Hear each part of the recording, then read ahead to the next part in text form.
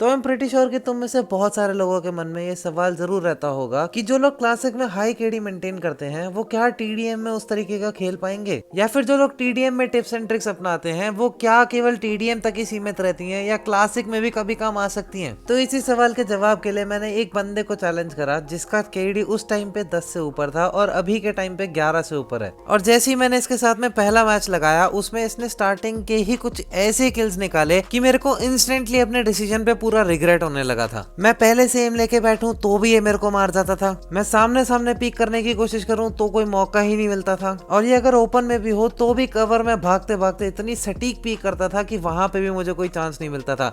और ये सब शुरू के 5 पॉइंट के अंदर अंदर हो चुका था मेरे साथ। और इसके पीओवी में ये सब कुछ इतना ज्यादा नेचुरली होता था, इसकी पीक इतनी ज्यादा स्मूथ होती थी, पीक के साथ साथ ये क्राउच कितनी जल्दी कर रहा है आपको पता भी नहीं चलता। एम ट्रांसफर भी बंदा एकदम सीधा हेड पे मार रहा था, उसके बाद में क्राउच भी कर रहा है और कवर के अंदर और भी चला जा रहा है, जिससे इसको मारना बहुत ही ज्यादा मुश्किल हो रहा था। हम दोनों के बीच में डिफरेंस साफ था एकदम, और यही सारी चीज ऑब्वियसली हमारे स्कोर में भी दिखी, जहाँ पे स्कोर्स 18-7, 22-8 की तरह एकदम वन साइडेड खत्म हो रहे थे। मैं कोई प्रोफेशनल प्लेयर तो नहीं था टीडीएम का, लेकिन फिर भी मुझे कुछ ना कुछ इस चीज के लिए जरूर करना था, क्योंकि कुछ तो चीजें होंगी ना जिसमें मैं लैग कर रहा हूँ, कुछ तो ऐसी चीजें होंगी जिसकी वजह से डिफरेंस इतना ज्यादा आ रहा है। इस बंदे के गेम प्ले में ऐसा क्या है जो ये 10 का केडी भी मेंटेन कर लेता है, जो कि बहुत ही रेयरली कोई प्लेयर्स कर पाते हैं आज के टाइम पे। इसका प्री फायर भी इतना ज्यादा स्ट्रॉन्ग था कि एचपी एडवांटेज होने के बाद में भी मैं इसको नहीं हरा पाता था। इसके रिफ्लेक्सेस, एम ट्रांसफर, स्पीड इतनी ज्यादा तेज थी कि इसको सरप्राइज करने के बाद भी, इसको ऑफ गार्ड पकड़ने के बाद भी, जब इसका एम मेरे ऊपर नहीं है तब भी ये मेरे ऊपर 2-2 हेड कनेक्ट कर जाता था।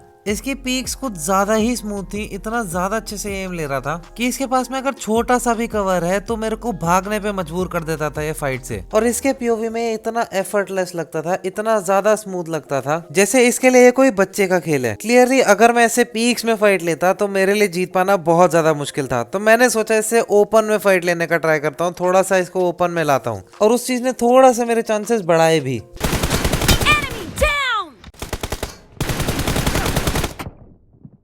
बट इस बंदे के अगेंस्ट में वो चीज भी कर पाना इतनी ज्यादा मुश्किल थी, क्योंकि जब मैं ओपन में आने की कोशिश करता था तो ये मेरे मुंह पे ही स्कोप खोल देता था और इतना ज्यादा मुश्किल कर देता था मेरे लिए आगे आना ही कि मेरी हालत खराब हो जाती थी। और इसके पीओवी से कुछ ऐसा दिखता था।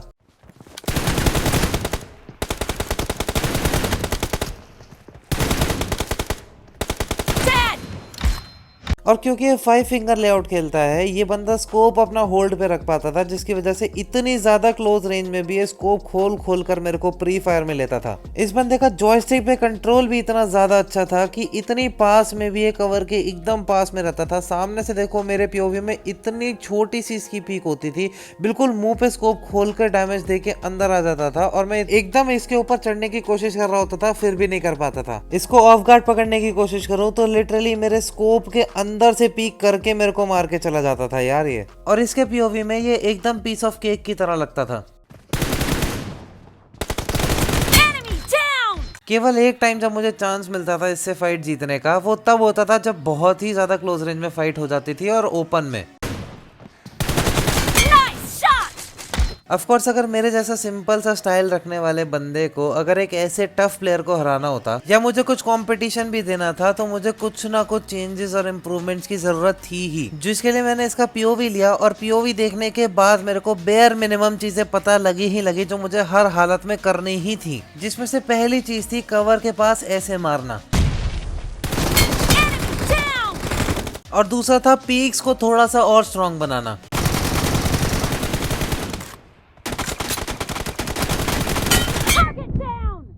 मैंने ट्राई करा कि एटलीस्ट इतना तो हो कि मैं कंटिन्यूएशन के साथ एक फ्लो में पीक भी कर पाऊं, और ऐसे भी कर पाऊं कि अगर बंदा सामने से स्प्रे दे रहा है और मैं उसके बीच में पीक खोलता हूं तो एटलीस्ट उसको एक हेडशॉट कनेक्ट कर पाऊं। और हाँ, जब मैं प्रैक्टिस कर रहा था तब मैंने ये क्लिप सेव करी जिससे कि मैं ये वीडियो में आज दिखा पाऊं। और सीरियसली मैंने बहुत सारा टाइम लिया इस चीज को अपने लेआउट पे प्रैक्टिस करने में और अपने प्ले स्टाइल में अच्छे खासे चेंजेस करने के लिए। उसके बाद उन चीजों को इम्प्लीमेंट करने के लिए भी अच्छे खासे प्लेयर्स के साथ में टीडीएम मैचेस करने पड़े अलग अलग, और हमारे हमारे आखिरी मैच के एक लंबे चौड़े गैप के बाद में it was finally the rematch time. और इसमें भी तुम लोगों को लगा होगा कि इतना इंप्रूवमेंट और ये सारी चीजें करने के बाद में भी जो रीमैच हुआ होगा उसमें कुछ तो डिफरेंस आया होगा, लेकिन इतने प्रैक्टिस के बाद में भी स्टार्टिंग के कुछ मैचेस में कोई भी डिफरेंस नहीं था। लेकिन उन दोनों मैचेस से मैंने इसकी स्ट्रैटेजी समझी, इसको काउंटर करने की सारी स्ट्रैटेजीज बनाई, उसके बाद जाके स्कोर 13-8 पहुंचा और उसके बाद वाले मैचेस कुछ इस तरह से रहे।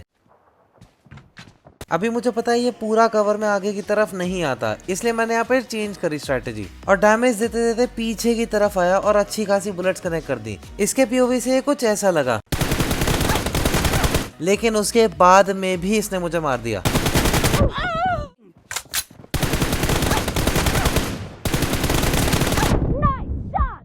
क्योंकि इस सब के बाद में भी इसका प्री फायर बहुत ज्यादा स्ट्रॉन्ग था, बट जिस असली टेक्निक और स्ट्रैटेजीज की मैं बात कर रहा था वो यहाँ से शुरू होता है।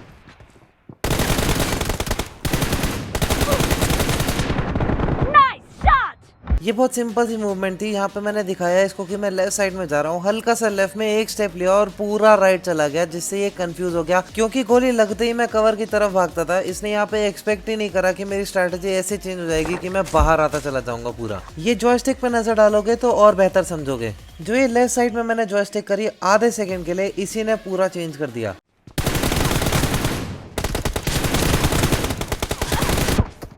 और जहां मैं सीधा सीधा पीक वाली फाइट्स हार रहा था, वहां मैंने ऐसे फाइट लेना शुरू कर दिया। ये डैमेज दे देने से कम मैं अपने ऊपर आने वाले पुश को रोक लेता था और मैं अपने फेवरेबल कंडीशंस में फाइट ले पाता था।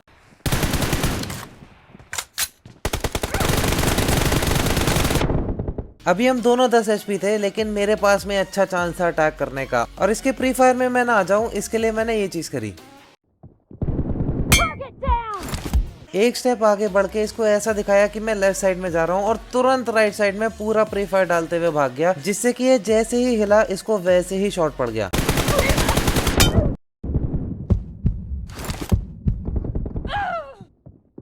और छोटी मोटी टेक्निक्स अपनाना स्टार्ट करा, जैसे यहाँ पे राइट साइड से फायर किया, फिर लेफ्ट साइड से जाके एकदम से जंप शॉट करके हेड कनेक्ट कर दिया।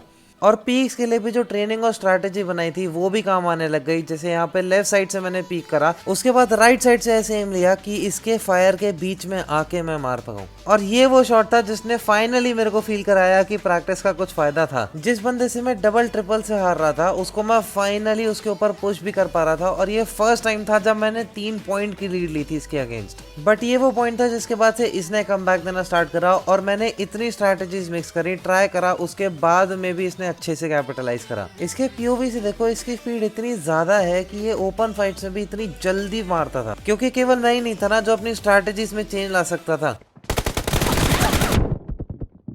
ये देख रहे हो इसने लास्ट मोमेंट पे कैसे अपनी पूरी मूवमेंट बदल दी, पूरा राइट साइड में ऊपर की तरफ चढ़ता चला गया। यहाँ मैंने इसको पूरा लेफ्ट राइट घुमाने की कोशिश करी डब्बे के आसपास, और जैसे ही मैंने सोचा इसको ऑफ गार्ड पकड़ लिया है और जंप शॉट दिया, देखो इसकी रिकवरी कितनी फास्ट थी।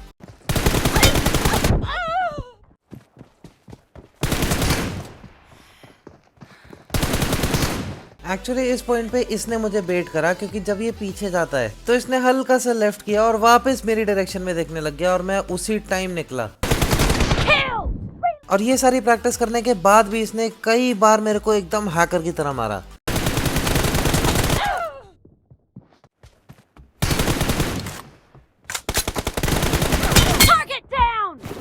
ये सब के अलावा भी जो कवर के पास वाली मूवमेंट्स होती हैं जिसमें कवर का यूज करके मारा जाता है, उसको भी मैंने स्पेशल प्रैक्टिस किया था, जिसने मेरे को बेनिफिट दिया। ये मूवमेंट सामने से ऐसी लगती है। उसके बाद में ये वाला मैच भी फाइनली एंड हुआ 12-10 मेरे लॉस में। और इतने सारे मैचेस खेलने के बाद में, इतनी सारी चीजें प्रैक्टिस करने के बाद में, ये मेरा बेस्ट स्कोर था इस प्लेयर के अगेंस्ट।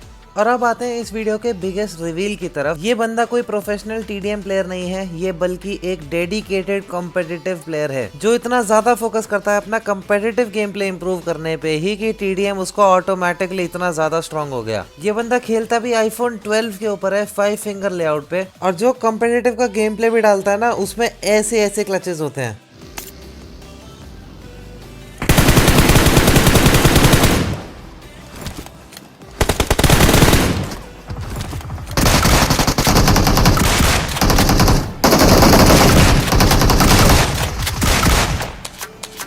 Excellent work. कितने लोग इसका चैनल देखना चाहते हैं ये सब के बाद में, तो उसका लिंक आपको कमेंट सेक्शन में और डिस्क्रिप्शन दोनों में मिल जाएगा। एक बार जरूर से चेकआउट करना। This guy is the real deal. और मिलते हैं नेक्स्ट वीडियो में, तब तक के लिए बाय बाय।